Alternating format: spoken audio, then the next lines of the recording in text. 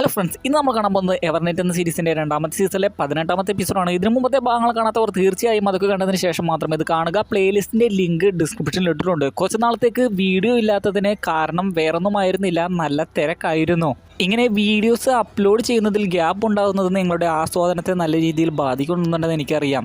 അതുകൊണ്ട് തന്നെ അടുത്ത സീരീസ് മുതൽ എല്ലാം കൂടി ഒരുമിച്ചായിരിക്കും അപ്ലോഡ് ചെയ്യുന്നത്. അതായത് അടുത്തതായി നമ്മൾ ചെയ്യാൻ പോകുന്നത് ബാറ്റിൽ ത്രൂ ദ ഹെവൻസിൻ്റെ രണ്ടാമത്തെ സീസണാണ്. അത് എല്ലാം ഉണ്ടാക്കിയതിന് ശേഷം മാത്രമേ ഞാൻ അപ്ലോഡ് ചെയ്യുകയുള്ളൂ. ഇത്രയും നാൾ നിങ്ങൾ ക്ഷമയോടെ കാത്തിരുന്നത് പോലെ തന്നെ അതിനു വേണ്ടിയും ക്ഷമയോടെ കാത്തിരിക്കുമെന്ന് കരുതുന്നു.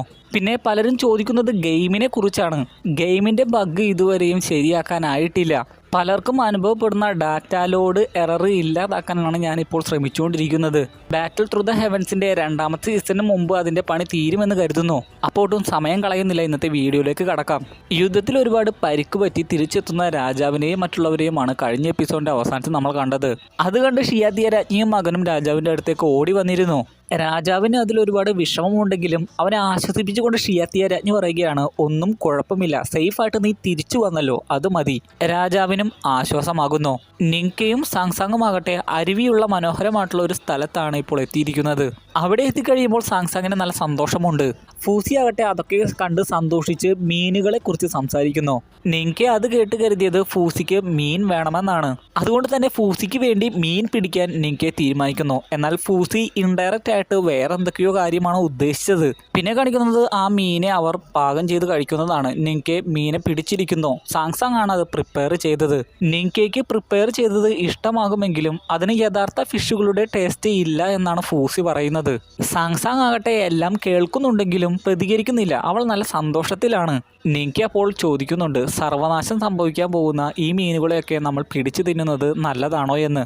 ഫൂസി അപ്പോൾ നിങ്കയെ ഇഡിയറ്റ് എന്ന് വിളിച്ചുകൊണ്ട് പറയുന്നത്, നമ്മൾ അവയെ കഴിക്കണം, അവ സർവനാശം സംഭവിച്ചു കഴിഞ്ഞാൽ നമുക്ക് പിന്നെ അവയെ കഴിക്കാൻ കിട്ടില്ല എന്നൊക്കെയാണ്. അതിലും ഭേദം അവ തണുത്ത് മരിക്കുന്നതല്ലേ നല്ലതെന്ന് ചോദിക്കുമ്പോൾ ഫൂസി പറയുന്നത്, അവയ്ക്കുള്ള ഏറ്റവും നല്ല വിധി നമ്മൾ അവയെ ഭക്ഷിക്കുന്നതാണെന്നാണ് ഫൂസി പറയുന്നത്. പിന്നെ സാങ്സാങ്ങിനെയും വിളിച്ചു കഴിയുമ്പോൾ സാങ്സാങ്ങും കഴിക്കാനിരിക്കുന്നു. പിന്നെ കാണിക്കുന്നത് എല്ലാ കാര്യങ്ങളും കൃത്യമായിട്ട് ലിയു രാജ്ഞിയെ വന്ന് അറിയിക്കുന്ന അവളുടെ പ്രിയപ്പെട്ട പട്ടാളക്കാരനെയാണ്. അയാൾ പറയുന്നത് ഇങ്ങനെയാണ്, നമ്മുടെ സൈന്യം ശത്രുക്കൾക്ക് കനത്ത തിരിച്ചടി തന്നെ കൊടുത്തു. ഇനി കുറച്ച് നാളത്തേക്ക് അവർക്ക് ആക്രമിക്കാൻ സാധിക്കില്ല. രാജാവ് ഇവിടെ ധീരമായിട്ടാണ് പ്രവർത്തിച്ചത്. ആളുകളെയൊന്നും വിടാതെ ഡയറക്റ്റായിട്ട് യുദ്ധത്തിന് പോയി. ലിയു രാജ്ഞിക്ക് അത് കേട്ട് സന്തോഷമാകുന്നു. ഫാദറിൻ്റെ ഇപ്പോഴത്തെ അവസ്ഥയെ പറ്റിയും ചോദിക്കുന്നു. അപ്പോൾ ഫാദറിന് ചെറുതായിട്ട് പരിക്ക് പറ്റിയതുകൊണ്ട് ഇപ്പോൾ അവിടെ തന്നെ നിൽക്കുകയാണെന്ന് ആ പട്ടാളക്കാരൻ പറയുന്നു. അവിടെ ഉണ്ടായിരുന്ന രാജാവിൻ്റെ സഹോദരൻ അപ്പോൾ പറയുന്നുണ്ട്, അദ്ദേഹം ഇങ്ങനെ റിസ്ക് ഒന്നും എടുക്കാത്തതാണല്ലോ എന്ന്. രാജാവ് തിരിച്ചു വരാത്തതിന് എന്തെങ്കിലും ഒരു കാരണമുണ്ടാകുമെന്ന് രാജാവിൻ്റെ സഹോദരൻ പറയുമ്പോൾ ലിയു രാജ്ഞി എന്തൊക്കെയായിരിക്കും സാധ്യതകൾ എന്നൊക്കെ പറയുന്നു. എന്നാൽ രാജാവിൻ്റെ സഹോദരൻ ആ സാധ്യതകളെയൊക്കെ തള്ളിക്കളയുന്നു. ഷിയാത്തിയ രാജ്ഞിയോട് കൂടെ കുറച്ച് നാൾ എൻജോയ് ചെയ്യാനായിരിക്കും രാജാവ് അവിടെ തന്നെ നിൽക്കുന്നതെന്നാണ് രാജാവിൻ്റെ സഹോദരൻ പറയുന്നത്. അത് കേട്ട് കഴിയുമ്പോൾ ലിയു രാജ്ഞിക്ക് ശരിക്കും ദേഷ്യമാകുന്നു. രാജ്യം വലിയ ആക്രമണത്തെ നേരിടാൻ പോകുന്ന സമയത്ത് തൻ്റെ ഫാദർ അങ്ങനെയൊന്നും ചെയ്യില്ല എന്ന് ലിയു രാജ്ഞി പറയുന്നു. അതുമാത്രമല്ല, രാജാവിൻ്റെ സഹോദരൻ പറഞ്ഞ ഇക്കാര്യം രാജാവ് അറിയുകയാണെങ്കിൽ നല്ല ശിക്ഷ തന്നെ കിട്ടുമെന്നും പറയുന്നു. എന്നാൽ കൗശലപൂർവ്വം ലിയു രാജ്ഞിയെ ഒരുപാട് പുകഴ്ത്തിയൊക്കെ പറഞ്ഞ് അതിൽ നിന്ന് രാജാവിൻ്റെ സഹോദരൻ രക്ഷപ്പെടുന്നു. അയാൾ ശരിക്കും ഒരു കൗശലക്കാരൻ തന്നെ. എന്നാൽ അല്പം ബുദ്ധിയുള്ള ലിയു രാജ്ഞി അത് മനസ്സിലാക്കുന്നു. എന്നാൽ കൂടുതലായിട്ട് അതിനെപ്പറ്റിയൊന്നും സംസാരിക്കാതെ ആ പട്ടാളക്കാരനോട്, നമ്മുടെ പട്ടാളം ഇപ്പോൾ അവിടെ തന്നെയാണോ എന്ന് ലിയു രാജ്ഞി ചോദിക്കുന്നു. അവർ അവിടെ തന്നെയുണ്ട്, ശത്രുക്കൾ കുറച്ച് നാളത്തേക്ക് പിന്മാറിയത് കൊണ്ട് പേടിക്കാനൊന്നുമില്ല എന്ന് ആ പട്ടാളക്കാരൻ പറയുമ്പോൾ ലിയു രാജ്ഞി പറയുകയാണ്, അങ്ങനെയെങ്കിൽ ഉടനെ തന്നെ ഫാദർ തിരിച്ചു വരുമല്ലേ. അത് കേട്ട് രാജാവിൻ്റെ സഹോദരൻ്റെ ഉള്ളിൽ എന്തൊക്കെയോ വക്രബുദ്ധികൾ തോന്നുന്നുണ്ട്. പിന്നെ വീണ്ടും കളിച്ചു ചിരിച്ച് ആഘോഷിക്കുന്ന നിങ്കയെയും സാങ്സാങ്ങിനെയും കാണിക്കുന്നു. അവരങ്ങനെ വെള്ളത്തിലൊക്കെ കളിക്കുന്നത് കണ്ടുകൊണ്ട് നിൽക്കുകയാണ് ഫൂസി. നിങ്കയും സാങ്സാങ്ങും ഫൂസിയെ കാണുമെങ്കിലും രഹസ്യമായിട്ട് നിങ്കെ സാങ്സാങ്ങിൻ്റെ അടുത്ത് ഒരു ചുംബനം ആവശ്യപ്പെടുന്നു. നാണിച്ചാണെങ്കിലും സാങ്സാങ് അവസാനം അത് കൊടുക്കാൻ തന്നെ തീരുമാനിക്കുന്നു. എന്നാൽ തൊട്ടടുത്തെത്തുമ്പോഴേക്കും അത് കാണുന്ന ഫൂസി, നിങ്ങൾ ഇതുവരെയും കല്യാണം കഴിച്ചിട്ടില്ല എന്ന് പറയുന്നു. പേടിച്ച് സാങ്സാങ് അപ്പോൾ വീഴാൻ പോകുന്നുണ്ട്. ഞങ്ങളുടെ വിവാഹം ഉറപ്പിച്ചതല്ലേ എന്ന് നിങ്കെ അപ്പോൾ പറയുമ്പോൾ ഫൂസി പറയുകയാണ്, അതുകൊണ്ടൊന്നും കാര്യമില്ല. നിങ്കെ അപ്പോൾ പറയുകയാണ്, അതിനെക്കുറിച്ചൊക്കെ ചടങ്ങുകളില്ലേ, സാക്ഷികളും വേണ്ടേ. ഫൂസി അപ്പോൾ പറയുന്നു, ഞാനുള്ളപ്പോൾ വേറെ സാക്ഷി എന്തിനാണ്. അങ്ങനെ അവസാനം ഫൂസിയുടെ മുമ്പിൽ വെച്ച് അതെല്ലാം കേട്ട് കഴിയുമ്പോൾ അവർ വിവാഹിതരാകാൻ തീരുമാനിക്കുന്നു. ഡ്രസ്സൊക്കെ ചേഞ്ച് ചെയ്ത് ഫൂസിയുടെ മുമ്പിൽ വെച്ച് അവർ വിവാഹിതരാവുകയാണ്. പ്രത്യേക രീതിയിലുള്ള അവരുടെ എന്തൊക്കെയോ ചടങ്ങുകളും കാണിക്കുന്നുണ്ട്. രണ്ടുപേർക്കും ഒരുപാട് സന്തോഷമാകുന്നു. അപ്പോൾ കുറച്ച് നാളുകൾക്ക് മുമ്പ് അവർ കണ്ട സ്വപ്നങ്ങളെക്കുറിച്ചൊക്കെ നിങ്കയും സാങ്സാങ്ങും ഓർക്കുന്നു. അവർ വാങ്ങിയ വീട്ടിലേക്കും യാൻമിങ് ലേക്കിലേക്കും ഒന്നും തിരിച്ചു പോകാതെ ഫൂസിയുടെയും മറ്റുള്ള സഹോദരന്മാരുടെയും കൂടെ ഒരുമിച്ച് ജീവിക്കാമെന്ന് അവർ തീരുമാനമെടുത്തിരുന്നു. അവരുടേതായിട്ടുള്ള ജോലികൾ ചെയ്തുകൊണ്ട് അവർ അതിൽ ഒരുപാട് ഹാപ്പി ആയിരുന്നു. ആ സ്വപ്നങ്ങളൊക്കെ പ്രാവർത്തികമാകാൻ പോവുകയാണ് എന്ന് ഒരു നിമിഷം അവർ ചിന്തിച്ചു പോയി. അതിനുശേഷം അവർ ഫൂസിയെ തിരിഞ്ഞു നോക്കുമ്പോൾ കുതിരപ്പുറത്ത് കയറി പോകുന്ന ഫൂസിയെയാണ് അവർ കാണുന്നത്. ഫൂസി അങ്ങ് ദൂരെ എത്തിയിട്ടുണ്ടായിരുന്നു. അവർക്ക് പ്രൈവറ്റ് ആയിട്ടുള്ള നിമിഷങ്ങൾ കൊടുക്കാൻ ഫൂസി ഒഴിഞ്ഞു മാറിയതായിരിക്കാം, അല്ലെങ്കിൽ തൻ്റെ ജോലി പൂർത്തിയാക്കിയതുകൊണ്ട് അവൻ തിരികെ പോയതായിരിക്കാം. എന്തൊക്കെ വന്നാലും ഫൂസിയെ അവർ തിരിച്ചു വിളിക്കുന്നില്ല. മാരേജ് കഴിഞ്ഞതുകൊണ്ട് തന്നെ ആ ഒരു ദിവസം നല്ല ദിവസമാക്കാൻ അവർ തീരുമാനിക്കുന്നു. സാങ്സാങ് ആകട്ടെ ഇനി മുതൽ നീ എൻ്റെ ഭർത്താവാണെന്ന് പറയുമ്പോൾ എനിക്ക് അത് വീണ്ടും പറയുന്നു. നാണം മൂലം സാങ്സാങ് അത് വീണ്ടും പറയുന്നില്ല. നീ എൻ്റെ യങ് മാസ്റ്റർ ആണെന്നാണ് രണ്ടാമത് പറയുന്നത്. പിന്നെ വീണ്ടും അവർ തമ്മിൽ കളിയും ചിരിയുമൊക്കെയാണ്. ശേഷം ആ കുതിരവണ്ടിയിൽ സമയം ചെലവഴിക്കാൻ അവർ ആഗ്രഹിക്കുന്നു. അവരങ്ങനെ ആ കുതിരവണ്ടിയിൽ ആദ്യരാത്രി നടത്തുന്ന സമയത്ത് തിരികെ പോകുന്ന ഫൂസിയുടെ ഉള്ളിലും നല്ല സന്തോഷമാണ്. എന്തോ കർത്തവ്യം പൂർത്തിയാക്കുന്നത് പോലെ സന്തോഷത്തോടെ ഉച്ചത്തിൽ ഫൂസി അലറുന്നു. എന്തുകൊണ്ടാണ് ഫൂസിക്ക് അത്രയ്ക്കും സന്തോഷം എന്ന സീരീസ് മുഴുവൻ കണ്ടു കഴിയുമ്പോൾ നമുക്ക് മനസ്സിലാകും. പിന്നെ ആ കുടിയനും അറവുകാരനും ഫൂസിയുടെ അടുത്തേക്ക് വരുന്നതാണ് കാണിക്കുന്നത്. ഞങ്ങളെ സമാധാനത്തോടെ ജീവിക്കാൻ അനുവദിക്കില്ലേ എന്ന് ചോദിച്ചുകൊണ്ടാണ് അവർ ഫൂസിയുടെ അടുത്തേക്ക് വരുന്നത്. ഫൂസി അവരുടെ പുറകെ തന്നെയാണെന്ന് അവർ മനസ്സിലാക്കിയിരുന്നു. അതുകൂടാതെ അവർ മറ്റൊരു കാര്യം കൂടി പറയുന്നുണ്ട്. ആ രഹസ്യം നിന്റെ ശിഷ്യനോടും നീ പറഞ്ഞല്ലേ? ആ വലിയ രഹസ്യം നമുക്ക് 3 പേർക്ക് മാത്രമേ അറിയുകയുള്ളൂ. അത് വേറൊരാളോട് പറഞ്ഞാൽ ആ വ്യക്തി മരിക്കും. ഹെവൻലി ഗോഡിന്റെ ശാപം നമുക്ക് എല്ലാവർക്കും കിട്ടും. അപ്പോൾ എന്ത് രഹസ്യത്തെക്കുറിച്ചാണ് നിങ്ങളൊക്കെ സംസാരിക്കുന്നതെന്ന് ഫൂസി ചോദിക്കുന്നു. ഹെവൻലി ഗോഡ് മനുഷ്യരെ ഭക്ഷിക്കുന്ന കാര്യത്തെ പറ്റിയാണോ? അത് തന്നെയായിരുന്നു ആ രഹസ്യം. നിങ്കയോടും സാങ്സാങ്ങിനോടും ഒരു കഥ പോലെ ഫൂസി അത് നേരത്തെ പറഞ്ഞിരുന്നല്ലോ. അത് കേട്ട് കഴിയുമ്പോൾ ആ കുടിയനും അറവുകാരനും മിണ്ടാതിരിക്കാൻ ഫൂസിയോട് പറയുന്നു. അവർക്ക് അത്രയ്ക്കും പേടി വേറൊന്നുമല്ല, അവർക്ക് ഇനിയും ജീവിക്കണം, ഇനിയും 2000 വർഷം ജീവിക്കണമെന്നാണ് അവരുടെ ആഗ്രഹം. ഫൂസി അപ്പോൾ ചോദിക്കുന്നുണ്ട്, 1000 വർഷത്തോളം ജീവിച്ചാൽ നിങ്ങൾക്ക് ജീവിച്ച് ഇപ്പോഴും മതിയായിട്ടില്ലേ? വെല്ലുവിളികളൊന്നുമില്ലാതെ ഇങ്ങനെ ജീവിക്കുന്നതിന്റെ അർത്ഥം എന്താണ്? അവരപ്പോൾ ചോദിക്കുകയാണ്, വെല്ലുവിളികളോ? ഹെവൻലി ഗോഡിനോട് ഫൈറ്റ് ചെയ്യാൻ നീ ആരാണ്? ആളുകൾ നിന്നെ ജ്ഞാനി എന്ന് വിളിക്കുന്നു, പക്ഷെ നീ ഹെവൻലി ഗോഡിനേലും വലുതാണെന്നാണോ നീ കരുതുന്നത്? ഹെവൻലി ഗോഡിന്റെ മുമ്പിൽ നീ വെറും ഉറുമ്പാണ്. ഇനിയും മുന്നോട്ട് പോവുകയാണെങ്കിൽ കേഹാരോണ്ടത് പോലത്തെ അവസ്ഥയായിരിക്കും നിനക്കും ഉണ്ടാവുക. എന്നിട്ടും ഫൂസി പറയുകയാണ്, വീണ്ടും നിങ്ങൾ ഒളിച്ച് ജീവിക്കാൻ പോകുന്നു. ഈ ലോകത്ത് മറ്റു ഒരുപാട് സുഖങ്ങളുണ്ട്, അതൊക്കെ നിങ്ങൾക്ക് അനുഭവിക്കാൻ സാധിക്കില്ലല്ലോ. അതും പറഞ്ഞ് ഫൂസി പോകാനൊരുങ്ങുമ്പോൾ തന്നെ ദേഷ്യത്തോടെ അവർ പറയുകയാണ്, നിന്റെ ശിഷ്യൻ ആ രഹസ്യം അറിഞ്ഞു.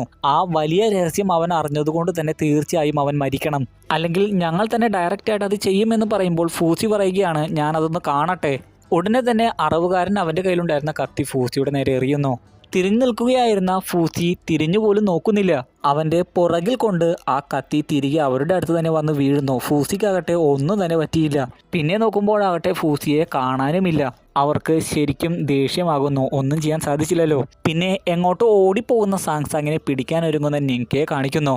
എന്നാൽ അവളുടെ അടുത്തെത്തി കഴിയുമ്പോൾ അവളുടെ ശക്തി ഉപയോഗിച്ച് അവൾ നിങ്കയെ എന്തോ ചെയ്യുന്നു.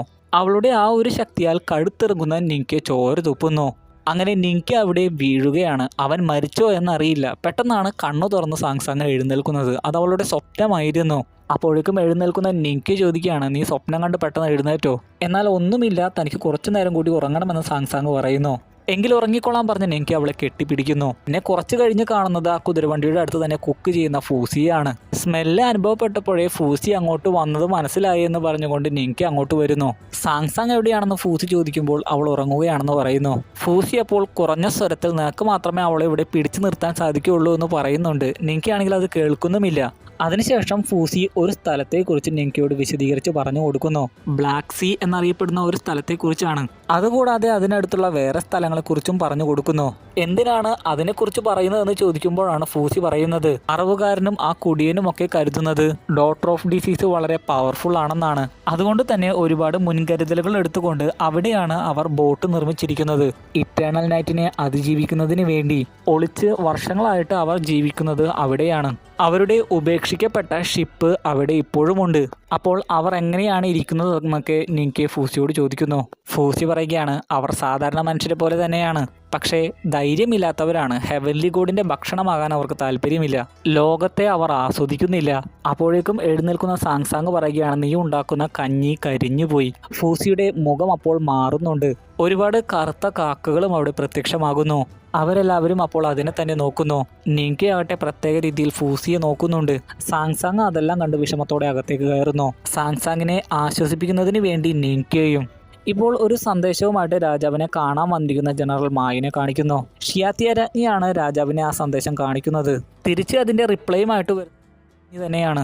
എന്നാൽ ആ സന്ദേശത്തിൽ ഒരു ഉത്തരവും രാജാവ് പുറപ്പെടുവിച്ചിട്ടുണ്ടായിരുന്നില്ല. എന്തുകൊണ്ടാണെന്ന് ചോദിക്കുമ്പോൾ ഷിയാത്തിയ രാജ്ഞി പറയുകയാണ്, ലിയു രാജ്ഞി രഹസ്യമായിട്ട് ചോങ്മിങ് രാജകുമാരനെ കാണണം. അവളുടെ ഫ്രണ്ടാണല്ലോ ചോങ്മിങ് രാജകുമാരൻ.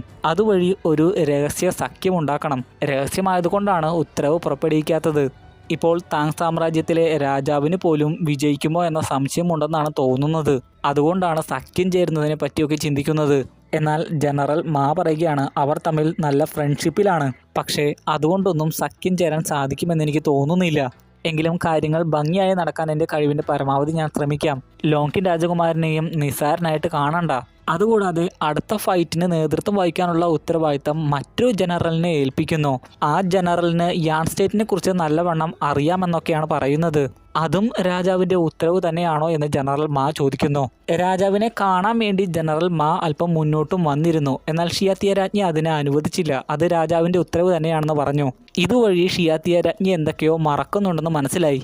ഇനി എന്തെങ്കിലും സംശയമുണ്ടോ എന്ന് ഷിയാത്തിയ രാജ്ഞി ചോദിക്കുമ്പോൾ ജനറൽ മാ പറയുകയാണ്, തിരികെ വന്നതിന് ശേഷം രാജാവ് എപ്പോഴും മുറിയിൽ തന്നെയാണ്. രാജാവിനെ കുറിച്ച് ഓർത്തും അതുപോലെ തന്നെ നിങ്കയെ കുറിച്ചുമൊക്കെ ഓർത്ത് ഞാൻ ഒരുപാട് ആകുലപ്പെടുന്നു. അതുകൊണ്ട് തനിക്ക് രാജാവിനെ ഒന്ന് കാണണമെന്ന് പറയുമ്പോൾ അവൻ റിക്കവർ ആയിക്കൊണ്ടിരിക്കുകയാണ്, ഇപ്പോൾ കാണാൻ സാധിക്കില്ല എന്ന് ഷിയാത്തിയ രാജ്ഞി പറയുന്നു. അവസാനം ആകുലപ്പെടാനൊന്നുമില്ല എന്നൊക്കെ പറഞ്ഞു ഒരു വിധത്തിൽ അവൻ അവിടുന്ന് പറഞ്ഞയക്കുന്നു. എല്ലാവരും പോയി കഴിയുമ്പോൾ ഷിയാത്തിയ രാജ്ഞിയോട് രഹസ്യമായിട്ട് രാജാവ് ചോദിക്കുന്നുണ്ട് അവർ പോയോ എന്ന്. രാജാവ് നല്ല അവശതയിലാണ്. അവരെല്ലാവരും പോയി എന്ന് പറയുമ്പോൾ രാജാവ് ചോദിക്കുകയാണ്, അവൻ സംശയമൊന്നും തോന്നിയിട്ടുണ്ടാകില്ലല്ലോ. നീ എന്നെ തെറ്റിദ്ധരിക്കരുത്. ഒരു നല്ല ലക്ഷ്യത്തിന് വേണ്ടിയാണ് ഞാൻ ഇതൊക്കെ ചെയ്യുന്നത്. അപ്പോഴേക്കും ചുമക്കുന്ന രാജാവിൻ്റെ തുവാലയിൽ ചോരകൾ ഷിയാത്തിയ രാജ്ഞി ശ്രദ്ധിക്കുന്നു. എന്നാൽ അതിനു മുമ്പേ രാജാവ് പറയുകയാണ്, എനിക്ക് നിന്നോടൊരു കാര്യം പറയാനുണ്ട്. ഞാൻ ഇതിൽ നിന്നെല്ലാം റിക്കവർ ആയാലും ഇല്ലെങ്കിലും നീ എന്നെ ഒന്ന് സഹായിക്കണം. വേറൊന്നുമല്ല, നിന്റെ മകനെ നീ നല്ലവണ്ണം സംരക്ഷിക്കണം. അവനാണ് താങ് സ്റ്റേറ്റിന്റെ ഭാവി. ഷിയാത്തിയ രാജ്ഞി ആകട്ടെ ഒരുപാട് വിഷമത്തോടെ ആ വാക്ക് കൊടുക്കുന്നു. രാജാവാകട്ടെ തളർന്ന് പതുക്കെ ഷിയാത്തിയ രാജ്ഞിയുടെ തോളിലേക്കും ചായുന്നു. പിന്നെ വീണ്ടും നിങ്കയുടെ യാത്ര കാണിക്കുന്നു. മുന്നിൽ നിൽക്കുന്നത് ഫൂസിയാണ്. കിടന്നുറങ്ങുകയായിരുന്ന സാങ്സാങ്ങിന്റെ കയ്യിൽ നിങ്ക ചുംബിക്കുന്നു. കുറച്ചു നേരം അവളെ അങ്ങനെ നോക്കി നിന്ന് അവളുടെ കയ്യിൽ ചുംബിച്ചതിന് ശേഷം മുഖത്തും ചുംബിക്കുന്നു. അപ്പോഴേക്കും ഫൂസി ചോദിക്കുകയാണ്, അവൾ ഉറങ്ങുകയാണോ? ചിരിച്ചുകൊണ്ട് നിങ്ക അതെ എന്ന് പറയുന്നു. ഈയിടെയായിട്ട് അവൾ കുറെ ഉറങ്ങുന്നുണ്ട്. ടയേർഡ് ആയതുകൊണ്ടായിരിക്കാം പല കാര്യങ്ങളും അവൾ മറന്നും പോകുന്നു. ഫൂസി അപ്പോൾ ഒരു തമാശയ്ക്ക് പറയുകയാണ്, എങ്ങനെ അങ്ങനെ സംഭവിക്കാതിരിക്കും? നിന്നെ പോലത്തെ ഒരു ബാസ്റ്റേഡിനല്ലേ അവൾ കെട്ടിയിരിക്കുന്നത്. അതൊക്കെ പോട്ടെ, ഞാനിപ്പോൾ വന്നത് ഒരു കാര്യം ചോദിക്കാനാണ്. നിനക്ക് ബുക്ക് മാനിയാക്കിനെ കാണണമെന്ന് തോന്നുന്നുണ്ടോ? അപ്പോൾ പതുക്കെ സാങ്സാങ്ങിൻ്റെ അടുത്ത് നിന്ന് മാറി ഫൂസിയുടെ അടുത്തേക്ക് വന്ന് രഹസ്യമായിട്ട് നിങ്കയെ ചോദിക്കുകയാണ്, അവൾ ഓക്കെ ആണോ? അപ്പോൾ അവളുടെ ഇപ്പോഴത്തെ അവസ്ഥയെക്കുറിച്ചൊക്കെ ഫൂസി നിങ്കയ്ക്ക് പറഞ്ഞു കൊടുക്കുന്നു. അവൾ ഇപ്പോൾ ആ തടവറയിലാണ്. കുറച്ച് കഷ്ടപ്പാടൊക്കെയാണ്. നിനക്ക് കാണണമെന്നുണ്ടെങ്കിൽ അതിനുവേണ്ട സജ്ജീകരണങ്ങളൊക്കെ ഞാൻ ചെയ്തു തരാം. എന്നാൽ സാങ്സാങ്ങിനെ ഒന്ന് നോക്കിയിട്ട് ഫൂസിയോട് അവൻ പറയുകയാണ്, ഞാൻ എന്തിനാണ് അവളെ കാണുന്നത്? ഫൂസി പറയുകയാണ്, കാരണം പൂർത്തിയാക്കാത്ത ഒരു ബന്ധം നിങ്ങൾ തമ്മിലില്ലേ? നിങ്ക അപ്പോൾ പറയുകയാണ്, എൻ്റെ മാരേജ് കഴിഞ്ഞതാണ്, കുടുംബം തകർക്കാൻ നോക്കുകയാണോ? ഫൂസി അപ്പോൾ അവനെ അടിക്കാൻ ഒരുങ്ങുന്നു. അപ്പോഴേക്കും സാങ്സാങ് എഴുന്നേറ്റുകൊണ്ട് പറയുകയാണ്, എനിക്ക് അവളെ കാണണം. സാങ്സാങ് അവർ പറഞ്ഞതെല്ലാം കേട്ടിരുന്നു. എല്ലാവരും ഞങ്ങളെ കൊല്ലുവാൻ ശ്രമിച്ച സമയത്ത് ഞങ്ങളെ രക്ഷിക്കാൻ മനസ്സ് കാണിച്ചത് അവൾ മാത്രമാണ്. ഒരു വിധത്തിൽ അവളില്ലായിരുന്നെങ്കിൽ ഞങ്ങൾ രക്ഷപ്പെടില്ലായിരുന്നു. നിങ്ക പറയുകയാണ്, അതുപോലെ തന്നെ മാസ്റ്റർ ക്വീഷാനും. സാങ്സാങ് പറയുകയാണ്, അതുകൊണ്ട് നേരിട്ട് കണ്ട് അവളോട് നന്ദി പറയണം. അതിന് ഫൂസിയുടെ സഹായം വേണമെന്ന് പറഞ്ഞ് നിങ്ക ഫൂസിയുടെ നേരെ കൈ നീട്ടുന്നു. ഫൂസി അപ്പോൾ അവൻ്റെ കയ്യിലടിക്കുമ്പോൾ രണ്ടുപേരും അവിടെ നിന്ന് അപ്രത്യക്ഷമായിട്ട് മഞ്ഞുകൾ നിറഞ്ഞ ഒരു സ്ഥലത്ത് പ്രത്യക്ഷമാവുകയാണ്. കുറേ നേരം കളിയും ചിരിയുമായിട്ട് അവർ അവിടെ ചെലവഴിക്കുന്നു. മഞ്ഞുകൾ പരസ്പരം എറിഞ്ഞു കളിക്കുകയാണ്. കൂടാതെ മഞ്ഞിൽ കിടന്ന് ഉരുളുകയൊക്കെ ചെയ്യുന്നു. അപ്പോഴേക്കും ദൂരെ നിന്ന് ഒരാൾ അവരുടെ അടുത്തേക്ക് ഓടി വരികയാണ്. ബുക്ക് മാനിയാക്ക് തന്നെയായിരുന്നു അത്. സാങ്സാങ്ങും നിങ്കയും ഒരുപാട് സന്തോഷത്തോടെ അവളുടെ പേര് വിളിച്ച് അവളുടെ അടുത്തേക്കും ഓടിപ്പോകുന്നു. യഥാർത്ഥത്തിൽ അവൾ ആ തടവറയിൽ തന്നെയാണ്. എന്നാൽ ഫൂസിയുടെ ശക്തി കൊണ്ടായിരിക്കാം അവളുടെ മൈൻഡ് ഇപ്പോൾ നിങ്കയുടെയും സാങ്സാങ്ങിൻ്റെയും കൂടെയാണ്. പിന്നീട് അവർ 3 പേരും കൂടി ഒരുമിച്ച് സന്തോഷത്തോടെ കെട്ടിപ്പിടിച്ച് തുള്ളിച്ചാടിയൊക്കെ കളിക്കുന്നു. പിന്നെ അവരുടെ കളിയും ചിരിയും ഒക്കെ അതിനിടയ്ക്ക് ഒരുമിച്ച് കൈവെക്കുന്ന സമയത്ത് ബുക്ക്മാനിയാക്ക് ഇങ്ങനെ പറയുന്നുണ്ട്, ഒരാളെ നമ്മൾ യഥാർത്ഥത്തിൽ ഇഷ്ടപ്പെടുകയാണെങ്കിൽ അയാളുടെ അടുത്ത് തന്നെ നമ്മൾ ഉണ്ടാകണമെന്നില്ല, അയാളെ ദൂരെ നിന്ന് കണ്ടാലും മതി. തടവറയിലുള്ള ബുക്ക്മാനിയാക്ക് അതെല്ലാം ഫീൽ ചെയ്യുന്നതായി കാണിക്കുന്നു. അവളുടെ കണ്ണ് നിറഞ്ഞു പോകുന്നുണ്ട്. പിന്നെ വീണ്ടും നിങ്കയും സാങ്സാങ്ങും തിരിച്ച് ആ കുതിരവണ്ടിയിൽ എത്തിയിരിക്കുന്നതായി കാണിക്കുന്നു. ഉറങ്ങുകയായിരുന്ന അവർ രണ്ടുപേരും പെട്ടെന്ന് എഴുന്നേൽക്കുന്നു. അവർ രണ്ടുപേരും ഒരുമിച്ച് പറയുകയാണ്, ഞാനൊരു സ്വപ്നം കണ്ടു. എന്നാൽ നിങ്കെ ബുക്ക്മാനിയാക്കിന്റെ പേര് പറയുന്നില്ല. സാങ്സാങ് പറയുകയാണ്, ബുക്ക്മാനിയാക്കിനല്ല സ്വപ്നം കണ്ടത്. അപ്പോൾ അത് ഫൂസിയുടെ പ്രവൃത്തിയാണെന്ന് അവർക്ക് മനസ്സിലാകുന്നു. അവർക്ക് സന്തോഷമാകുന്നു. പിന്നെ ഒരു സ്ഥലത്തിറങ്ങി നിങ്കയും സാങ്സാങ്ങും നടക്കുകയാണ്.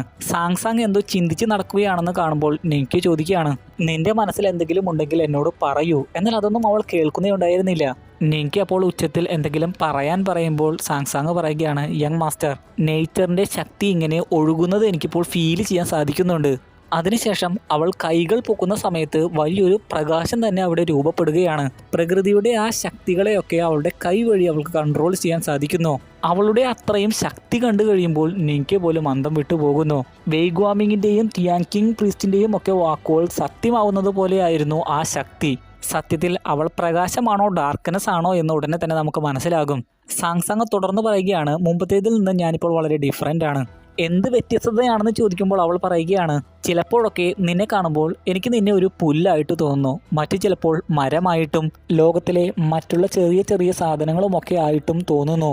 എല്ലാവരും നിസ്സാരമായിട്ട് തോന്നുകയാണെന്നാണ് പറഞ്ഞു വരുന്നത്. നിങ്കയ്ക്ക് അവൾ പറയുന്നത് എന്താണെന്ന് മനസ്സിലാവുന്നേയില്ല. ഇതൊക്കെ നിന്നെ ആരാണ് പഠിപ്പിച്ചതെന്ന് അവൻ ചോദിക്കുന്നു. ഇതൊക്കെ സാങ്സാങ്ങിന്റെ വാക്കുകളല്ല എന്ന് അവൻ അറിയാം.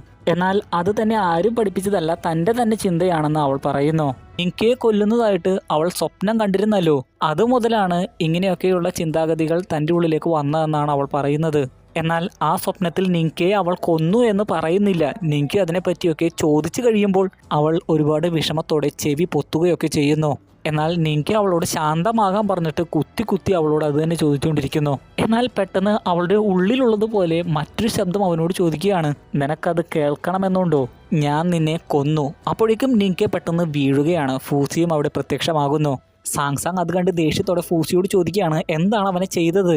കണ്ടില്ലേ, അവൻ ഉറങ്ങുകയാണ്. ഫൂസി കാരണമാണ് നിങ്കെ ബോധം കെട്ട് വീണത്. സാങ്സാങ് പറഞ്ഞ കാര്യം കേൾക്കാതിരിക്കുന്നതിന് വേണ്ടിയാണ് ഫൂസി അത് ചെയ്തത്. അവന് ഒന്നും പറ്റിയിട്ടില്ല എന്ന് കാണുമ്പോൾ സാങ്സാങ്ങിന് ആശ്വാസമാകുന്നു. അവൻ നന്നായിട്ട് ഉറങ്ങട്ടെ, ഞാനും കുറെ ഉറങ്ങുകയായിരുന്നില്ലേ. പിന്നെ കുറെ കഴിഞ്ഞ് നിങ്കെ എഴുന്നേൽക്കുന്നതായി കാണിക്കുന്നു. ഫൂസി അവൻ എഴുന്നേൽക്കുന്നത് നോക്കി നിൽക്കുകയായിരുന്നു. അപ്പോഴാണ് അവനൊരു കാര്യം മനസ്സിലാവുന്നത്. 3 ദിവസമായിട്ട് അവൻ ഉറങ്ങുകയായിരുന്നു. ഫൂസിയുടെ അറ്റാക്കിന്റെ ഒരു ശക്തിയെ. അതിനുശേഷം ഉറങ്ങുന്നതിന് മുമ്പ് നടന്ന കാര്യങ്ങൾ എന്തെങ്കിലും നീ ഓർക്കുന്നുണ്ടോ എന്ന് ഫൂസി ചോദിക്കുന്നു. എന്നാൽ സ്വപ്നത്തിൽ ബുക്ക്മാനിയാക്കിനെ കണ്ടത് മാത്രമേ അവൻ ഓർക്കുന്നുള്ളൂ. അതിനുശേഷം സാങ്സാങ്ങിന്റെ അടുത്തേക്ക് പോയെങ്കിലും അതിനെക്കുറിച്ചുള്ള കാര്യങ്ങളൊന്നും ഓർക്കുന്നില്ല. പിന്നെ അവൻ തിരക്കുന്നത് സാങ്സാങ് എവിടെയെന്നാണ്. ഫൂസി പറയുകയാണ്, ഉരുളക്കിഴങ്ങുകൾ വാങ്ങാൻ വേണ്ടി അവൾ കടയിൽ പോയിരിക്കുകയാണ്. പിന്നെ സാങ്സാങ് കടയിൽ നിന്ന് കിഴങ്ങുകൾ വാങ്ങുന്നതായി കാണിക്കുന്നു.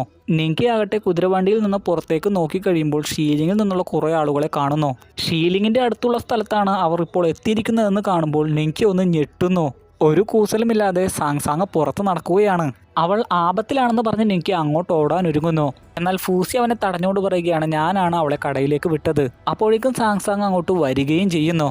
നിങ്കയ്ക്ക് ആശ്വാസമാകുന്നുണ്ട്. പിന്നെ കുക്ക് ചെയ്ത ആ പൊട്ടറ്റോ അവർ കഴിക്കുന്നതായി കാണിക്കുന്നു. അതിനുശേഷം ആ പൊട്ടറ്റോസിനെ കുറിച്ചൊക്കെ ഫൂസി സംസാരിച്ചുകൊണ്ടിരിക്കുമ്പോൾ തന്നെ ഈ എപ്പിസോഡ് ഇവിടെ അവസാനിക്കുകയാണ്. ഇന്നത്തെ വീഡിയോ ഇഷ്ടപ്പെട്ടെങ്കിൽ തീർച്ചയായും ലൈക്ക് ചെയ്യാൻ മറക്കരുത്. ഇഷ്ടപ്പെട്ടില്ലെങ്കിൽ ഡിസ്ലൈക്ക് ചെയ്തോളൂ. ചാനൽ ഇതുവരെ സബ്സ്ക്രൈബ് ചെയ്യാത്തവരുണ്ടെങ്കിൽ ഉടൻ തന്നെ സബ്സ്ക്രൈബ് ചെയ്യുക. അപ്പോൾ അടുത്ത വീഡിയോ നമ്മൾ ഉടനെ തന്നെ കാണും. അതുവരെ ഗുഡ് ബൈ.